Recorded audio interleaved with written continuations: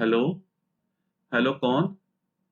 दूसरी तरफ से किसी के सांसों की आवाज आ रही थी और वो सांसें मुझे कुछ जानी पहचानी सी लग रही थी। मैंने एकदम से घबरा कर पूछा, कौन है भाई? बोल क्यों नहीं रहे? मैं आयुष बोल रहा हूँ। आयुष नाम सुनते ही मेरे पांव तले जमीन निकल गई। आंखों के आगे पिछले 8 साल एकदम से बिजली की तरह निकल गए। आज इतने सालों बाद कैसे याद आ गई? मुझे तुमसे मिलना है कार्तिक। क्या तुम मुझे मिलने होटल में आ सकते हो? मैं तुम्हारे ही शहर में हूँ। मैं कैसे ना बोल सकता था आयुष को। मैंने एड्रेस लिया और उससे मिलने के लिए चला गया। रास्ते में जाते जाते 8 साल पहले की सारी बातें मुझे याद आ रही थी, जब हम दोनों की नजरें पहली बार कॉलेज में मिली थी। मैं उसकी तरफ देखी जा रहा था और वो मेरी तरफ। उसकी तरफ देखते देखते मेरा पांव स्लिप हो गया और मैं गिर पड़ा। मेरे साथ चल रहे मेरे दोस्तों ने मुझे उठाया और सब हंसने लगे। तभी मेरी गर्लफ्रेंड निधि भी वहां आ गई और मुझसे गले मिली और मेरे गाल पर किस की। आयुष ये सब चोरी चोरी पिलर के पीछे खड़ा होकर देख रहा था। हम जब भी कॉलेज में, ग्राउंड में, कैंटीन में एक दूसरे को मिलते तो देखते रहते, और जब एक दूसरे से नजर मिलती तो यहाँ वहां देखने का नाटक करते। एक अजीब सी कशिश थी आयुष की नजरों में, जो मुझे अपनी तरफ खींचती थी। उसे रह रहकर देखने का मन करता था, पर डरता था कि आयुष क्या सोचेगा। मैं कई बारी ऐसा सोचता, मैं ये नहीं हूँ। मेरी इतनी सुंदर और अच्छी गर्लफ्रेंड है, मुझे क्या जरूरत पड़ी है ऐसे काम करने की? पर फिर क्यों क्यों मैं उसकी ओर खींचा चला जा रहा था। मैं जब कॉलेज जाता तो बस उसे ही ढूंढता। जब तक वो कहीं नजर ना आ जाए, क्लास में नहीं जाता था। हमें यूं ही एक दूसरे को देखते देखते 2-3 महीने निकल गए, पर कभी ना उसने बात की, ना मैंने। एक बारी मैं और निधि की कुछ फ्रेंड्स हम कैंटीन में बैठे थे। तभी आयुष अपने दोस्तों के साथ आया। निधि की एक फ्रेंड बोली, यार ये आयुष कितना हैंडसम है, मुझे तो ऐसा ही बॉयफ्रेंड चाहिए। तो निधि बोली, जा चली जा उसके पास, बात शुरू कर ले। वैसे तो वो इतना हैंडसम है, उसकी कोई ना कोई गर्लफ्रेंड जरूर होगी, तुझे थोड़ी ही ना घास डालेगा। तो वो एकदम से उठी और बोली, चल बात करने में क्या जाता है, एक बारी ट्राई करके देखती हूँ, क्या पता बात बन जाए। तो वो उठी और आयुष का दोस्त, जो उसे पहले से ही जानता था, उससे जाकर बातें करने लगी और फिर उसका इंट्रोडक्शन उसने आयुष के साथ करवा दिया। तो फिर उन सब ने मुझे और निधि को भी अपने साथ ज्वाइन करने के लिए बुला लिया। उस दिन पहली बार मैं और आयुष एक दूसरे के आमने सामने हुए। मुझे याद है, जब पहली बार उस मेरे साथ हाथ मिलाया, उस छुअन को मैं आज भी महसूस कर सकता हूँ। हम सभी लोग काफी टाइम तक एक साथ बैठे रहे और बातें करते रहे। मैं उठा और मैं उठा और वॉशरूम के लिए गया तो थोड़ी देर बाद आयुष भी मेरे पीछे पीछे आ गया और मेरे साथ ही खड़ा हो गया। हम दोनों में जैसे एक अजीब सी खींचातानी चल रही थी कि वो पहले कुछ बोले या मैं। हम दोनों ने एक दूसरे को देखा और फिर मुस्कुराने लगे और बाहर आ गए। फिर वो अपने दोस्तों के साथ चला गया और मैं अपनी गर्लफ्रेंड के साथ। पर मेरा ध्यान अपनी गर्लफ्रेंड की बातों में कम और उसके ख्यालों में ज्यादा था।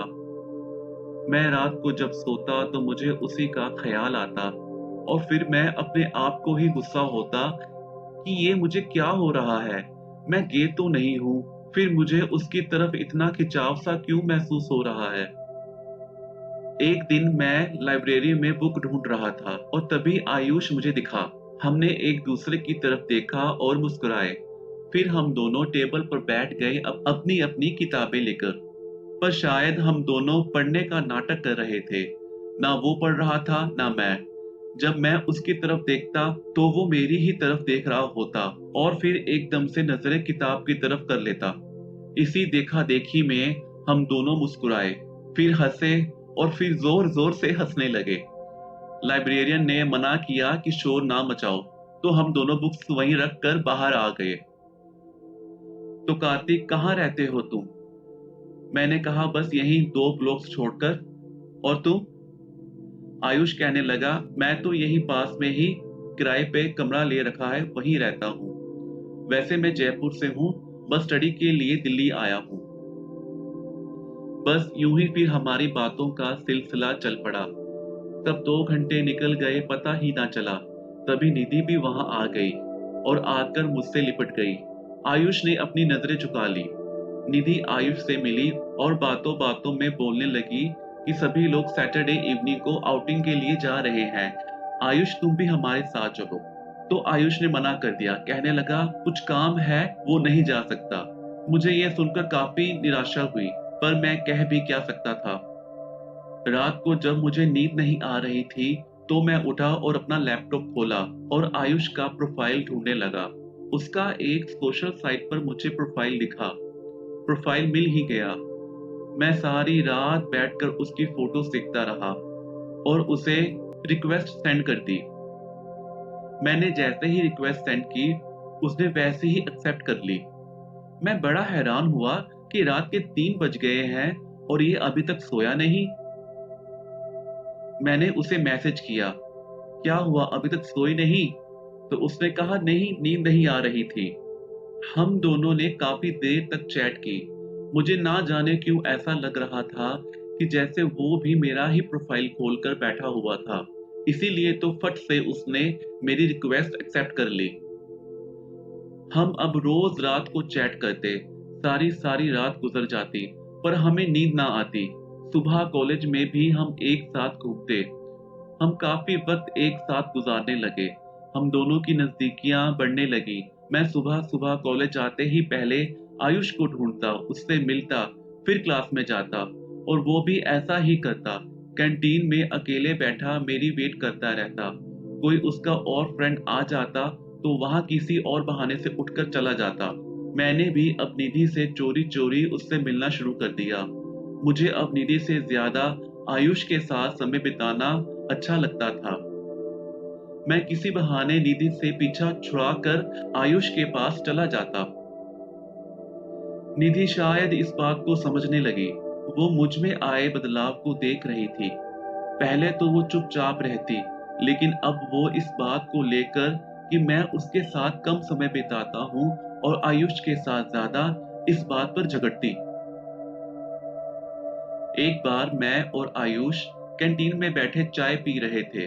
तभी निधि गुस्से में भरी हुई वहां आई और चीख चीख कर कहने लगी, मुझे छोड़कर तुम यहाँ आयुष के साथ बैठे हो और मैं तुम्हें सभी जगह ढूंढ रही हूँ। फोन भी किया, फोन क्यों नहीं उठा रहे तुम? मैंने कहा, मेरा फोन साइलेंट पे है, मुझे पता ही नहीं चला, जबकि मैं जानता था कि वो मुझे कॉल कर रही है। निधि बोली, झूठ मत बोलो, मैं तुम्हें खिड़की में से देख रही थी। तुमने मेरी कॉल देखी और देखकर फोन साइड पर रख दिया। क्यों? क्यों तुम आजकल मुझसे ज्यादा इसके साथ टाइम स्पेंड करते हो? मुझसे झूठ बोलकर चोरी चोरी इससे मिलने आते हो। क्या रिश्ता है तुम्हारा इसके साथ? बताओ, बताओ मुझे, क्या चल रहा है तुम दोनों के बीच? क्या तुम गे हो? गे हो क्या तुम दोनों? उसकी ये बात सुनकर मैं सन्न रह गया। सब लोग हमारा झगड़ा देख रहे थे। आयुष और मैं उसको चुप कराने में लगे थे, लेकिन वो गुस्से में बोलती जा रही थी। उसका हमें गे कहने पर आसपास के लोग सब जोर जोर से हंसने लगे। मैं शर्म से पानी पानी हो गया। मैं वहां से उठकर चला आया। घर आकर मुझे लोगों की हंसी याद आ रही थी। कैसे कैसे बातें कर रहे होंगे। निधि की बातें मेरे कानों में गूंज रही थी कि क्या मैं गे हूं? गे हूं क्या मैं? मैंने अपने आप से चिल्लाकर कहा, नहीं नहीं, मैं गे नहीं हूं, मैं गे नहीं हूं, और रोने लगा। थोड़ी देर बाद मैंने निधि को फोन किया और उससे माफी मांगी और उसे समझाया कि मैं गे नहीं हूं। तो उसने आगे से कहा, ठीक है, अगर गे नहीं हो तो तुम आइंदा आयुष से नहीं मिलोगे। मैंने कहा, ठीक है, नहीं मिलूंगा, पर तुम ऐसा ना कहो कि मैं गे हूं। और उसके बाद से मैंने आयुष से किनारा करना शुरू कर दिया। मैं कॉलेज में भी अगर जाता तो उससे ना मिलता, ना उसका फ़ोन उठाता, ना ही किसी मैसेज या चैट का रिप्लाई करता। मगर मगर जब रात होती तो खुद ब खुद उसके ख़्याल आते। मैं सारी रात उसका प्रोफ़ाइल खोलकर उसकी फ़ोटोज़ देखता रहता। जब कॉलेज में उसकी आँखें मुझे देखती तो मेरा दिल बैठ जाता। मगर मुझे दुनिया को दिखाना था कि मैं गे नहीं हूँ और मेरा आयुष के साथ कोई संबंध नहीं है, कोई रिश्ता नहीं है।